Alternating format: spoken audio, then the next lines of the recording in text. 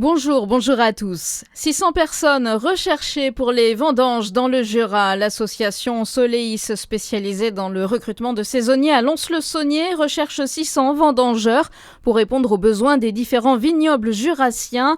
Les vendanges commenceraient autour du 17 août pour les créments, un peu plus tôt que l'année dernière, mais la récolte devrait être meilleure. Aucun niveau de diplôme minimum n'est nécessaire. Les candidatures sont ouvertes à tous dès 16 ans. Plus de 200 hectares brûlés en Saône-et-Loire depuis le 21 juin, annonce du service départemental d'incendie et de secours hier. Ce dernier indique avoir mené 287 interventions contre des incendies en Saône-et-Loire depuis cette date.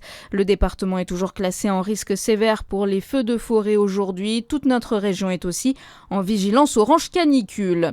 Le Sénat a adopté hier le projet de loi logement du gouvernement, un texte qui prévoit notamment la remise sur le marché de la location des passoires thermiques à condition que les propriétaires s'engagent à réaliser des travaux. Il contient également des mesures d'adaptation aux fortes chaleurs. Le projet de loi est désormais transmis à l'Assemblée nationale qui doit l'examiner à la rentrée. Le réseau Ginko adapte ses services à cause de la chaleur qui touche Besançon. La ligne Ginko Citadelle ne circule plus à partir d'aujourd'hui jusqu'au 11 juillet, sauf ce soir à l'occasion de l'événement nocturne Panorama Sonore organisé à la Citadelle de Besançon. Plus d'informations sur ginko.voyage. Le feu d'artifice du 14 juillet à Dijon est reporté en cause cet épisode caniculaire et la sécheresse qui favorise les départs de feu. Une décision prise pour préserver la pleine disponibilité des moyens de secours face aux possibles incendies. Le feu d'artifice n'est pas annulé mais reporté au vendredi 11 septembre, jour des commémorations de la libération de Dijon. Un village itinérant consacré à la prévention des noyades s'installe aujourd'hui sur la plage d'Arc-sur-Tille.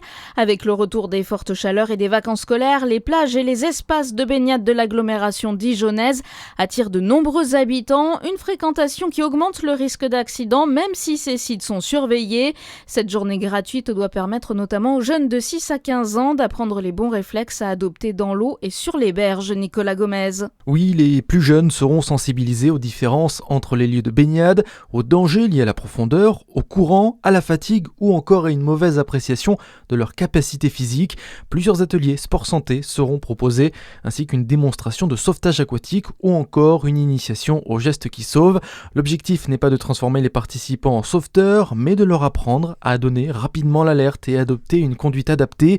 La prévention ne concerne pas uniquement les noyades. Des ateliers aborderont les dangers liés à une exposition prolongée au soleil, aux fortes chaleurs et à la déshydratation. Les animations seront proposées de 10h à 17h. Et puis le Tour de France, aujourd'hui place à la haute montagne entre Pau et Gavarnie-Gèdre avec le mythique col du Tourmalet. À suivre votre météo sur Fréquence Plus.